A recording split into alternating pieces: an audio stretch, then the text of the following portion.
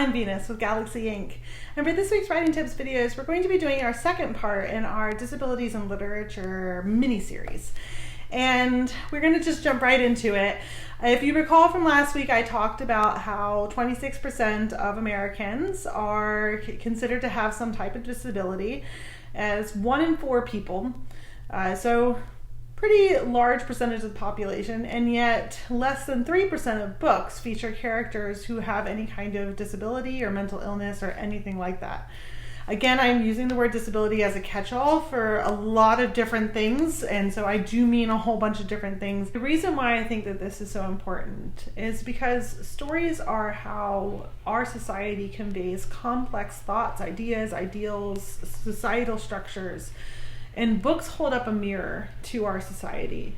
And when we display and when we portray the disabled as villains or victims, inspiration, or people with just like this inner goodness, it really perpetuates a lot of negative stereotypes. It also doesn't create very dynamic characters.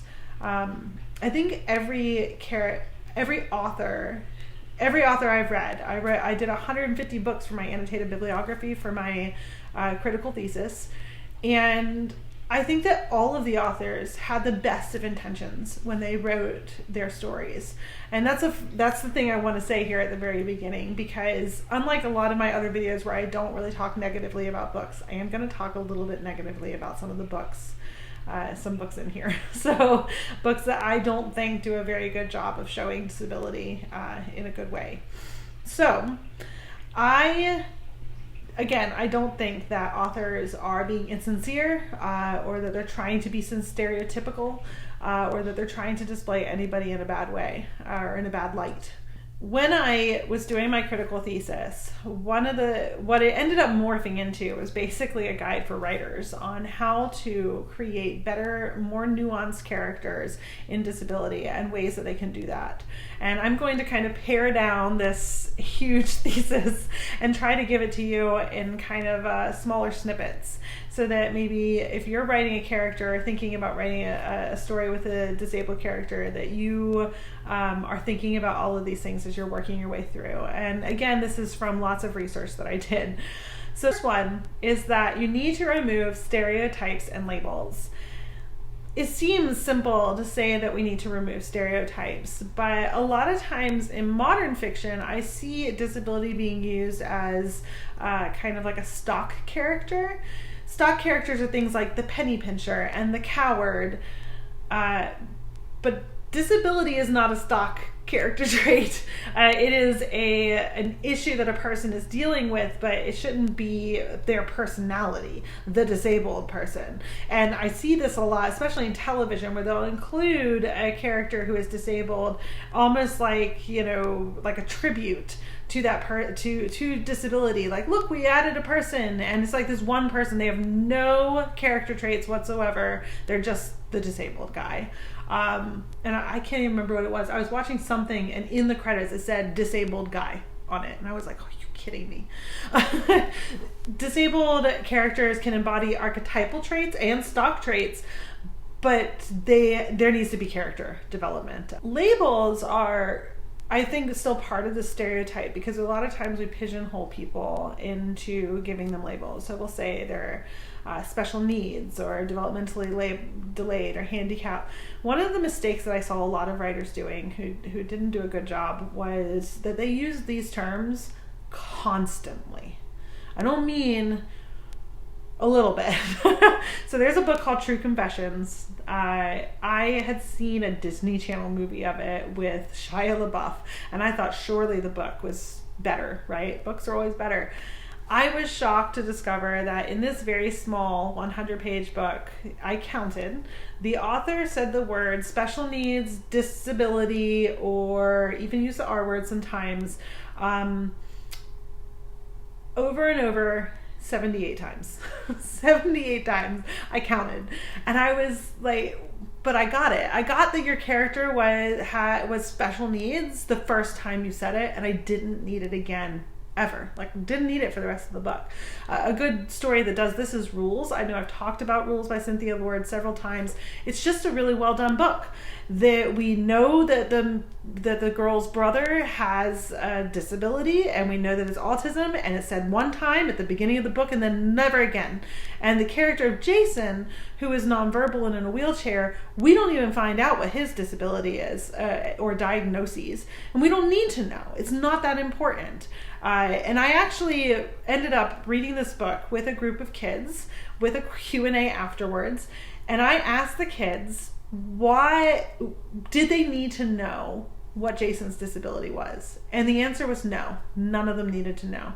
Not a single one of them was even curious about what it was. They didn't need to know because it was so well written and it was so well done. The character was so dynamic that they didn't need to know the label. And I think that that's really, really important to convey here. If you're going to mention it one time. We don't need it again. Let your character now live and breathe and be something else beyond that label. It's also very easy to fall into a trap of using stereotypical behaviors or traits. If you Google some disability, let's say autism spectrum, it gives you some of the various traits of that character. It's really easy to just want to throw them all into a book, as if you're like checking off a checklist.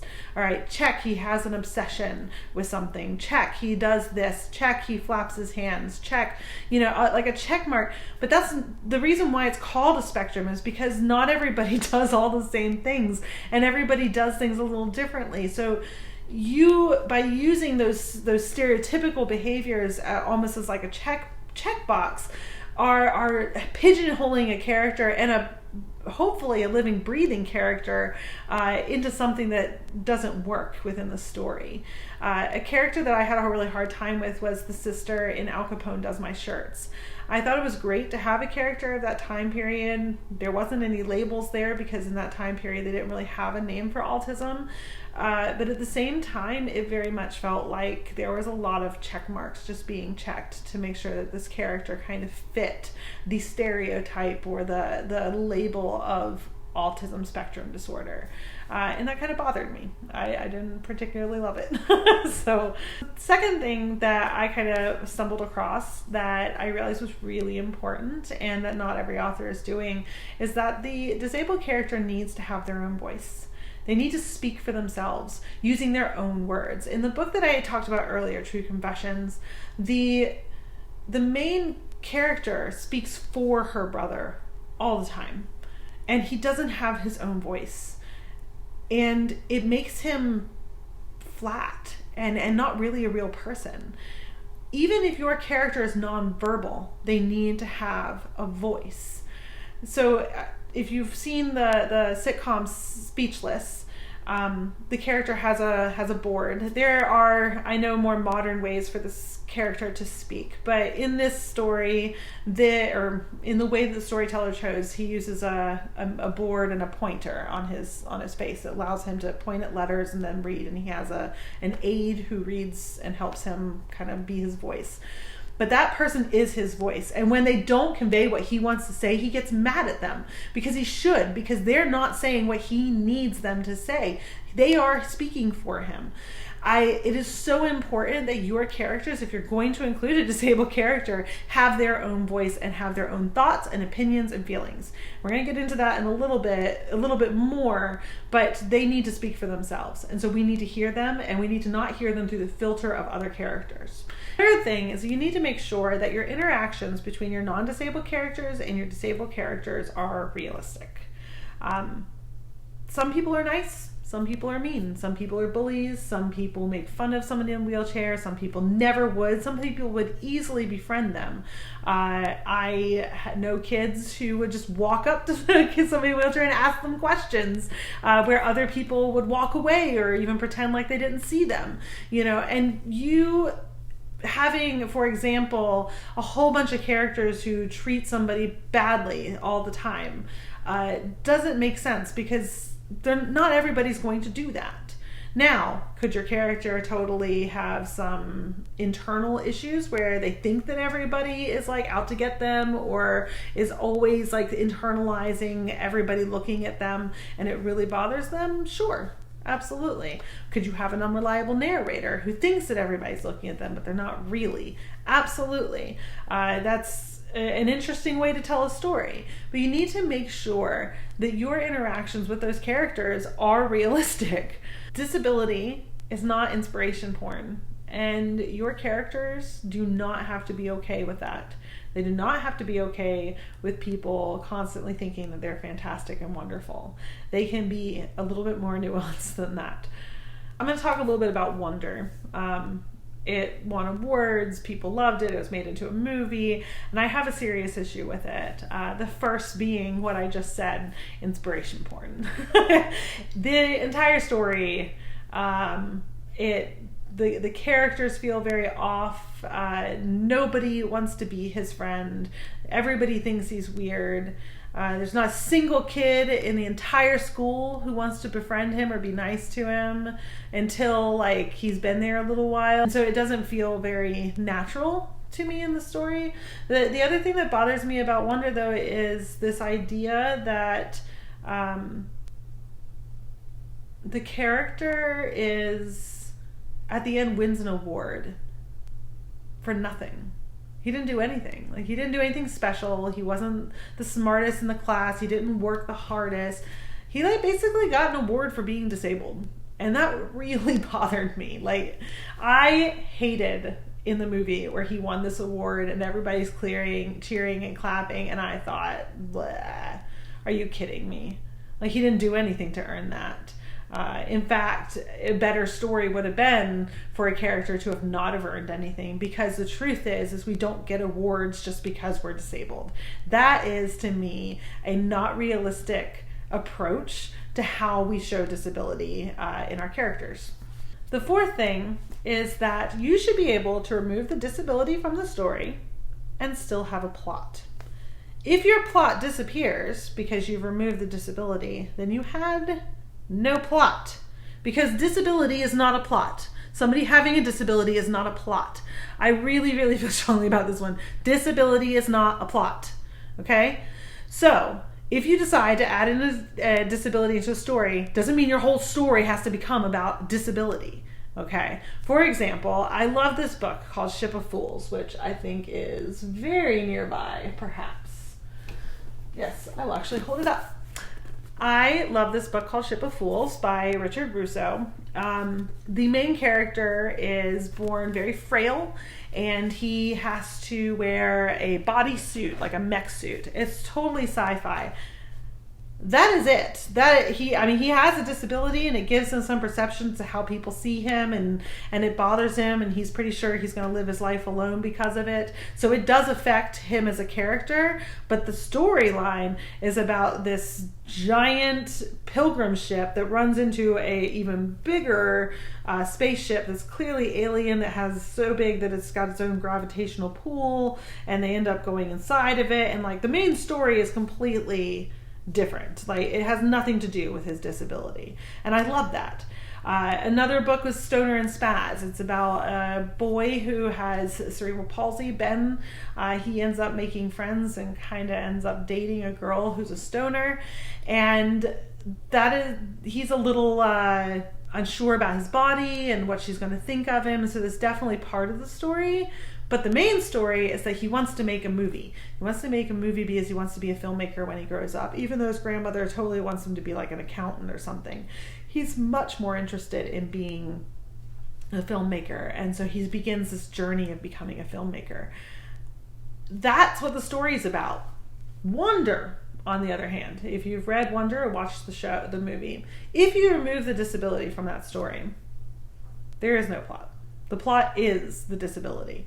In that story, it is about a boy who has a disability, ends up not going to school for a long, and then he eventually starts to go to a public school, and it's there that he makes friends, he's bullied, he's made fun of, he feels out of place, he tries, the whole thing is just about him having a disability. And that bothers me because there's nothing to it other than he wants to make friends and he feels out of place, and it's because of the disability. And my fifth point and last point is that all the characters in your book should be well-rounded and have interests, thoughts, ideas, and interesting perspectives or fascinating perspectives. Your disabled character should be no different. They should have motivations and dreams and wants and desires and places they want to go and things they want to do, and beyond a stereotype. For example, your character should have hobbies, and I find it really interesting. I'll read books with characters who have disabilities, and they'll make friends with people that have none of the same interests as them. And I don't know about you, but my life experience tells me that it's easier to make friends with people who have similar interests. If you like to board game, you make friends with other people who like to board game or D&D or whatever, and you kind of form these groups based off around common interests, and you're able to maintain these friendships that way. And it seems like that's forgotten a lot with characters with disabilities. They don't have interests or even dreams or aspirations for the future. It's like they're stuck in this moment in time in this story, and even though all the other characters around them do have those things, they don't. Something else you need to ask yourself is, who is this person outside of their disability? Let's just this is part of who they are, right? But at the same time, they have other interests and they do other things. I watch a vlogger who has brittle bone syndrome, and I know that there's a different name for that, and I cannot remember it off the top of my head. But she does makeup, and it's fantastic to watch her. She's really good, and I've gotten some makeup tips from her. So her interests go beyond just having this one disability. And I want to encourage you that when you're creating characters, you need to think about it like that. This is something a lot of these characters or these real people deal with and have been born with. Some people end up with disabilities as life goes on and moves forward, but show us who they are outside of it. I also think of true stories like The Soul Surfer. We've seen movie and book and listened to her tell her story. She loved to surf. That was her obsession, her love. And so when that was taken away, she thought it was taken away, that was soul crushing. But she kept working at it because that was the thing that really mattered to her. She found a way to keep doing it. And there's a lot of stories of people like that who, even after they have an accident, they find ways to continue to do the things that they love because they love them. And I want you to create characters like that too. Who are these people outside of their disability, outside of their own bodies? And you have a couple of words of wisdom and some caution for you. The first one is that just because you add a character with a disability into your story does not make your book about a disability. It doesn't mean that you have to suddenly tell anything or teach anybody anything, okay?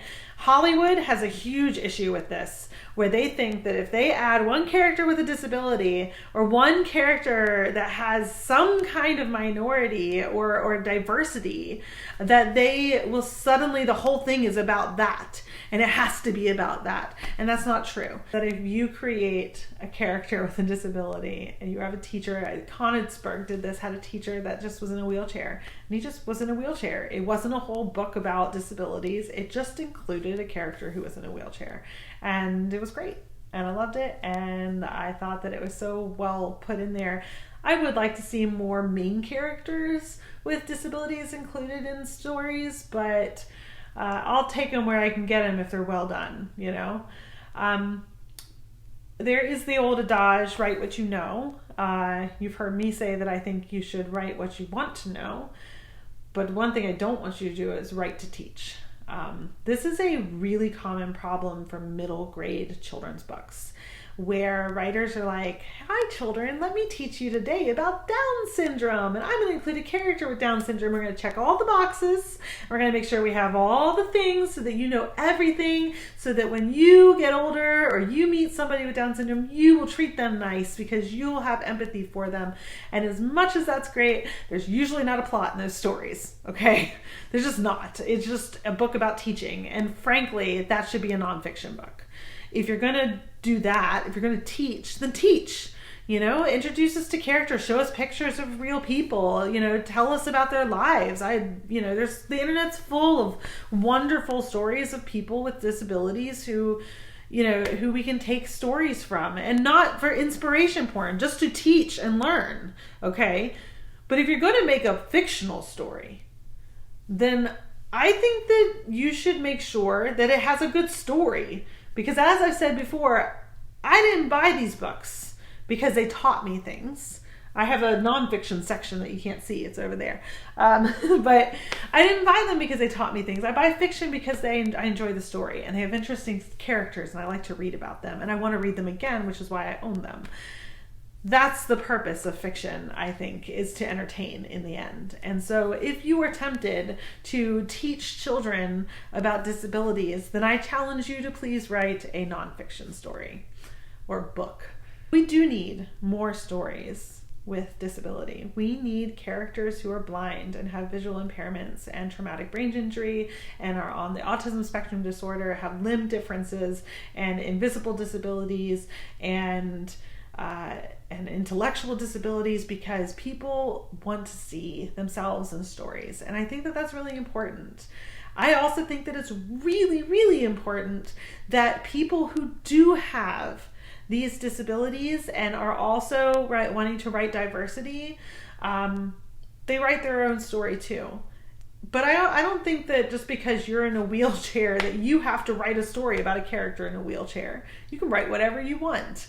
But you do have a unique perspective, and you could possibly write at least one good one that could be included in the mix.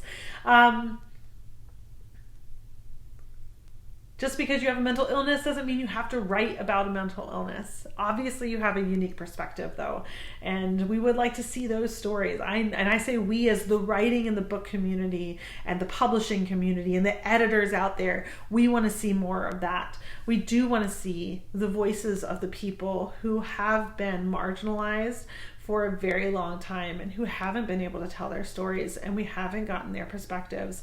I want to see their perspectives too. I think that it's very important, and I definitely like to see more of that. In the end, we need more diverse stories because we live in a complex and diverse world. Our schools are integrated fully. Our children interact with people on a daily basis who have disabilities.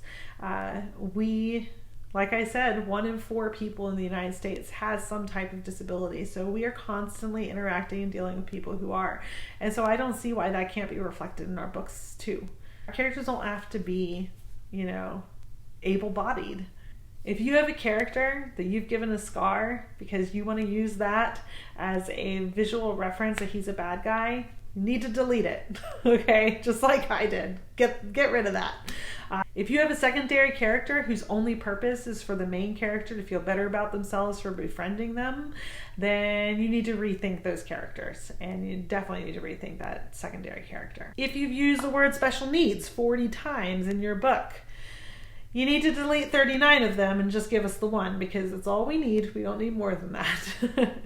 And you need to come up with some better words and hopefully a more dynamic character who is far beyond just a label. I don't think representation is good if it continues to perpetuate stale stereotypes and only serves the non-disabled in some kind of inspiration or learning tool. And so when you are writing and when you're moving forward with your books and you're thinking about what kind of characters you want to create, I hope that you'll consider adding more characters who are not all able-bodied. I also hope that you do a lot of research before you do it. And I would hope that if you're watching this and you are somebody who does have some kind of disability, that you would consider sharing your stories with us in some way. Because we need your stories and we need your voice. this is the end of part 2 of my very short mini-series about disabilities in literature. Don't forget to press like and subscribe to my channel. I post new writing tips almost every Friday. I've been Venus with Galaxy Ink. I hope your writing is out of this world.